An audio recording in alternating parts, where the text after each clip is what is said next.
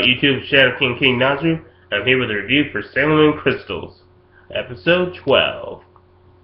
I'm a little late up with this episode because for some reason Google Plus wouldn't allow me to download the videos and upload them on YouTube, and now I have to record and upload it on YouTube, which is kind of odd because I couldn't use the webcam record option on YouTube because they said that now I have to do it on Google Plus. YouTube's fucked up.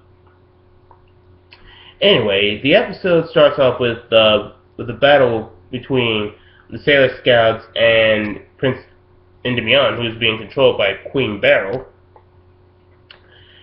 It's continuing, starting to get a little more chaotic.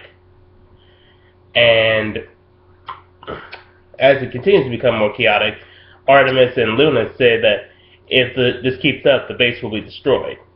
So Sailor Mercury teleports them to this alternate dimension. Sure, because apparently Sailor Mercury can do that now. Anyway, the fight continues and Queen Beryl starts to get the upper hand. But Sailor Moon senses that Queen Beryl has a connection between her and Queen Metalia, who is their great ruler, and she decides to destroy the necklace, which is the source of that connection. She tries to do it with a sword, but the sword had been corrupted and thus could not pierce it.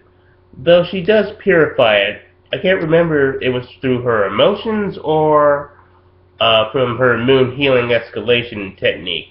But either way, it gets purified, becomes a holy sword again, and destroys the necklace. And Queen Beryl starts to age until she's nothing but dust. And in her final moments, Queen Beryl confesses that she had always loved Prince Endymion, aka Tuxedo Mask, but she was never able to receive that love in return because Endymion was in love with Princess Serenity, aka Usagi, aka Sailor Moon. So yeah, it kind of feels a little tacked on because I didn't see any hint of that, but it was a nice little touching moment of this villain wasn't completely evil. She did have some motivation besides just I want to take over the universe, blah blah blah. And part of it did remind me of Gyokuro Shuzen from Rosario Vampire, of how these villains are doing what they're doing because they've been denied the affections of someone they loved. So Queen Metalia senses that Queen Beryl is dead and orders Endymion to take the legendary Silver Crystal and have the Sailor Scouts tell him how to activate his true power. And so he does that and leads him into the Dark Kingdom's dimension.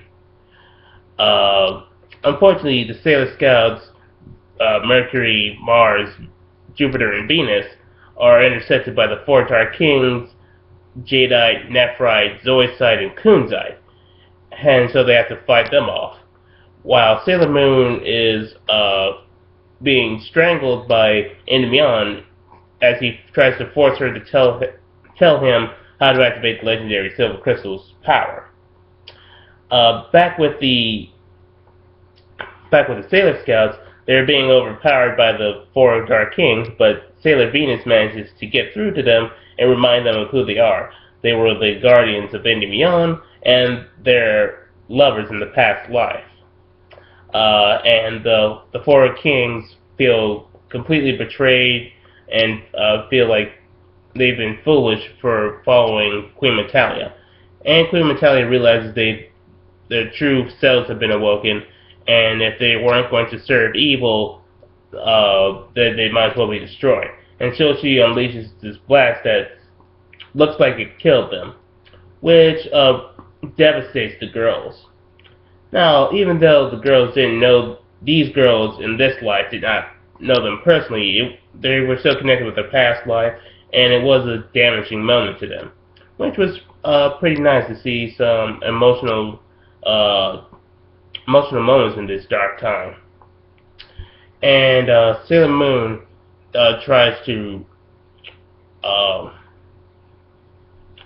I forget what her intention was, but ultimately she tries to reach out to Inmyeon through her emotions, and uh, she ultimately ends up trying to sacrifice herself to save Inmyeon,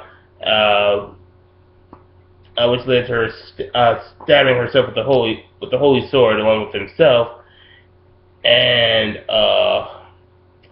this eventually leads to the activation of the legendary Silver Crystal.